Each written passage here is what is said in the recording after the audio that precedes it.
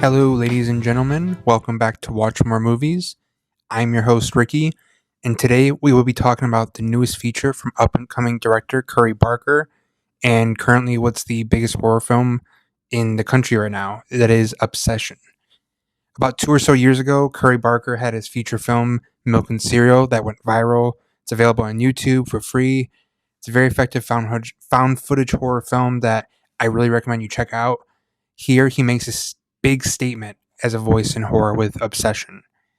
After a long time of not being able to confess his feelings for one of his close friends, Bear, played by Michael Johnston, buys a small trinket that lets you make a wish.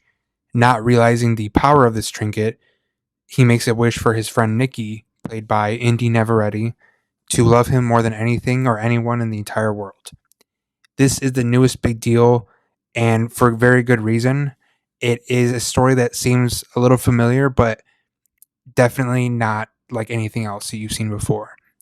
It's very effective, deeply unsettling parable of a man who loves this girl and what happens when he takes away her autonomy to love him back and herself on her own.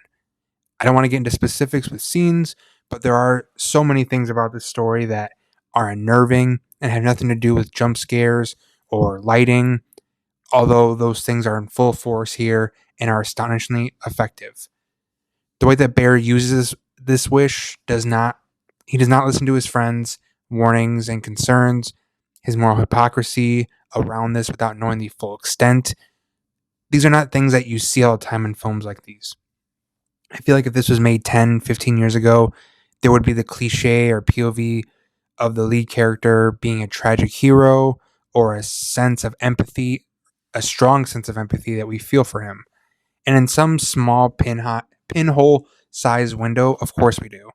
But at every turn this happens, Barker assures us that this is not the point of the story, and the horror of what happens when a man decides to essentially strip away this woman's right to choose for herself and what those consequences are. This is especially shown in flashes of the real Nikki poking through this cover that's over her throughout the film. But that might be revealing a little too much, and I don't want to spoil anything more than that. Barker's camera movement and lighting are so in your face and obvious, but they are always so effective with his pacing and never feel redundant to a story that's like this. Things are always in the dark because we are, as well as to what's going on and what's taking over Nikki. Johnston and Neveretti are absolutely incredible here.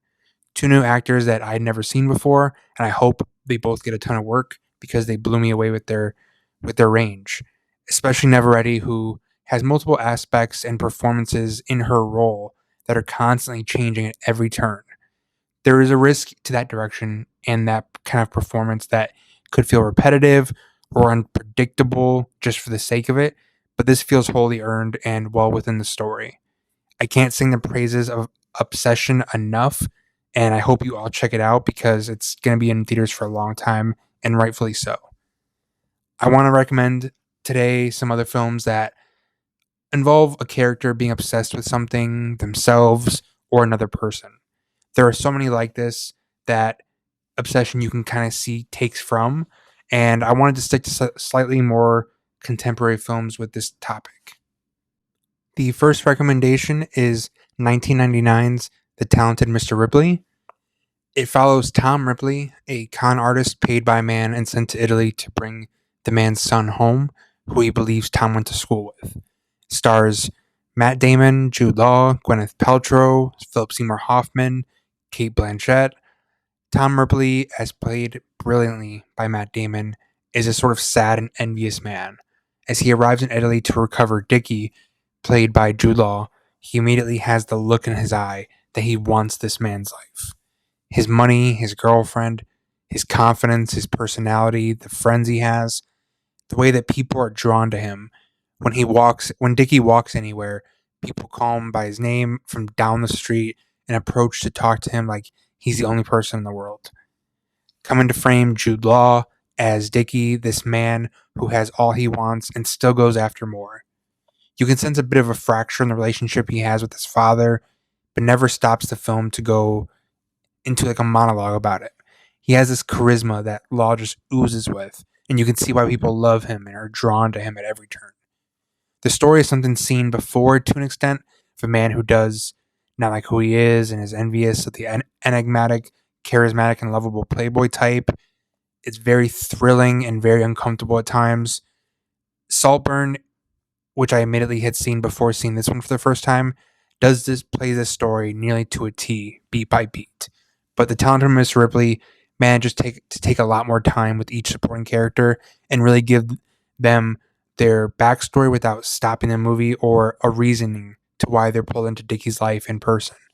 I highly recommend The Talented Mr. Ripley. Like I said, it's uncomfortable and thrilling and quite fun for all of its uneasiness throughout.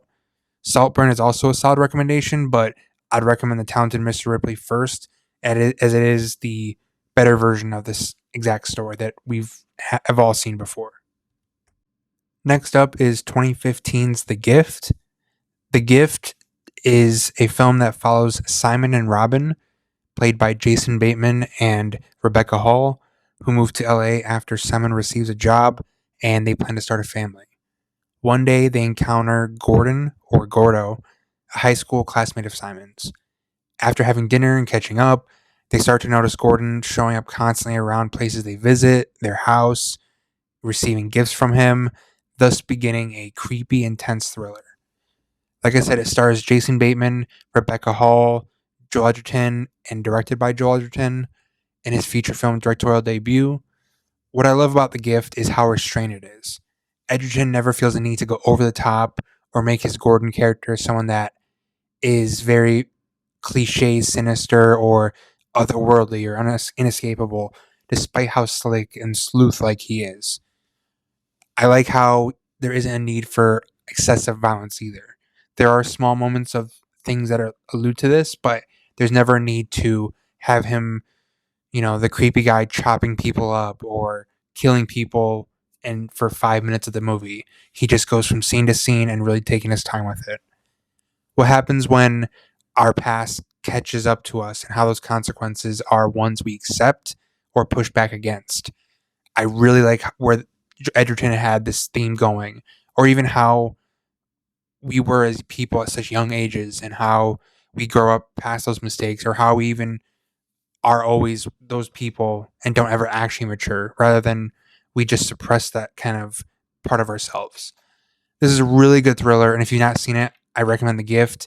It's usually streaming free on Tubi or some other places, so The Gift is one that I don't want to give too much away because it's slower paced, but it is also very rewarding in the end as far as uneasiness. Third up is Twinless from 2025. This is definitely a tonal change as far as the recommendations go. It is directed by James Sweeney and stars Dylan O'Brien and Sweeney himself.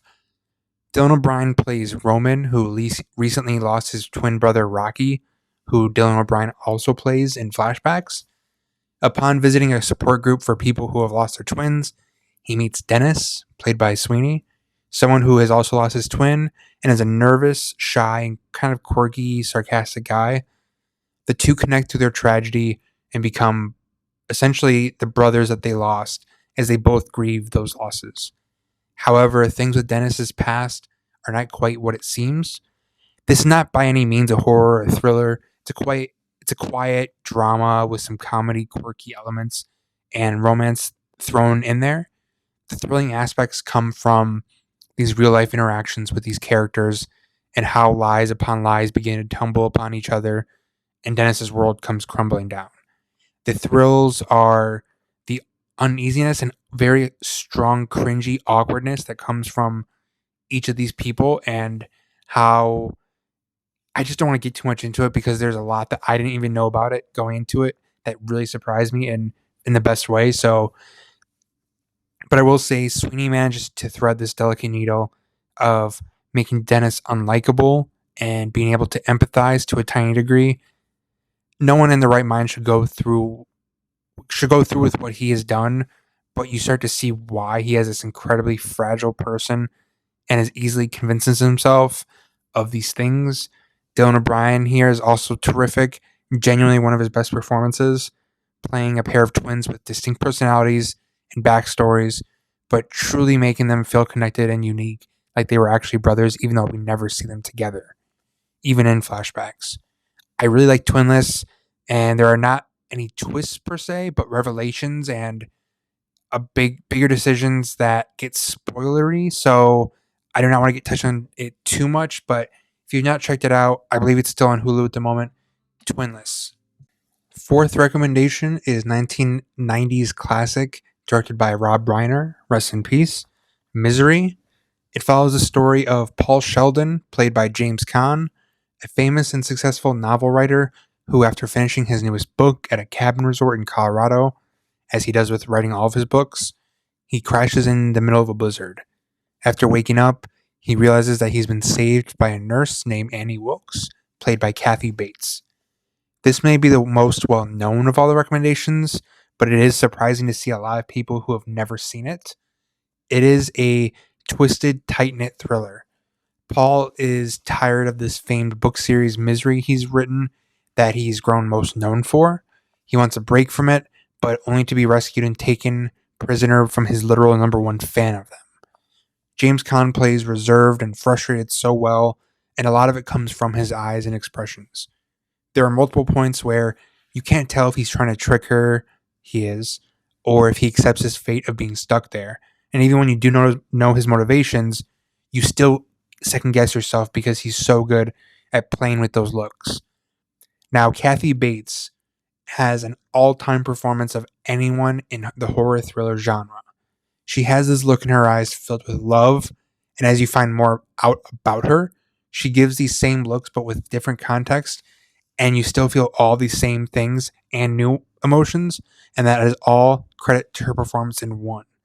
The choice to keep the physical violence from Reiner in this film to a minimum and save for necessary moments is a testament to Reiner and his restraint. A film like this might be effective in today's landscape and have multiple mutilations or cutting bodies open or flashbacks where Annie Wilkes was doing something horrible, but he decides to keep it to psychological torture and violent exchanges of the performance. Is sometimes even more terrifying, which I also think is the greatest strength of this film. Misery is one you don't want to miss or keep on your watch list for too long. It's a classic for a reason, and I'm sure would even feel better watching it during like the nice cozy winter, but you can honestly watch it at any point and any time of the year and get the same thrills from it. The final recommendation is 2024's A Different Man, starring Sebastian Stan as Edward Lemuel, a socially awkward, aspiring actor who has neurofibromatosis, I think that's how you say it, that has turned into a facial disfiguration. This is a black comedy that isn't afraid to show this man's insecurities and which have nothing to do with his face. Sebastian Stan gives his genuinely, I think, best performance and is pitch perfect here. The film ultimately isn't about a person who feels like his condition has limited his ability to have friends, get a job, fall in love. That's how he feels about himself, but it's not what the film is trying to tell us. What it really boils down to is how looks are placed on our society and what that does to our insecurities, or what insecurity that is already placed inside of us and how men tend to lash out when challenged on that. And how our insecurities are reflected when society shows us what we're supposed to either be attracted to romantically or platonically. But when we don't overcome those insecurities, in the end, that doesn't matter what others think, because we won't be satisfied if we don't get past that. Now, that sounds all very profound, but this is very much a film that you have to kind of look into. The humor at times is very dark, but not offensive by any means. It does tackle the complex nature of making art about someone different or what people might see as different, and what that means for people who don't have these conditions making art about it, which can be applied to anything really in arts, music, TV, film. So I love A Different Man. I hope you check it out. There's a lot of turns in this movie that really do get under your skin. There's a really cool scene and that feels body horror-ish that I loved. So I hope you check it out. It's on HBO right now. So if you have HBO, go check it out. Now, to be honest, I had not planned to talk about these films and Obsession in this next episode currently, due to wanting to get out the beginning of this next director dive. But after seeing Obsession, I could not help but go talk about it. If you see it, please let me know your thoughts and theories because there's so much to unpack, and I know I only scratched the surface because I'm trying to avoid spoilers. But if you do see it, go see it in theaters with a crowd at nighttime. It is so well worth it. So thank you for tuning in today. Now, the next episode will be the first in a 3-part director dive. That's all I'm going to disclose to you right now. Like and subscribe. It helps with the show out a lot. You can follow the show on Instagram, Threads, Bluesky. We're on Apple, Spotify, YouTube. Also, going forward, I will be putting all of my recommendations on Letterboxd, which I do, but also other suggestions for the theme of the episode once it goes live. I usually have a long list when I do these episodes, and I only cut it down to 5. So, based on this topic, there are more on there. I just didn't include them in the show. So, if you have more suggestions, comment on the list on YouTube or on Letterboxd and let me know your thoughts. And until next time, watch more movies.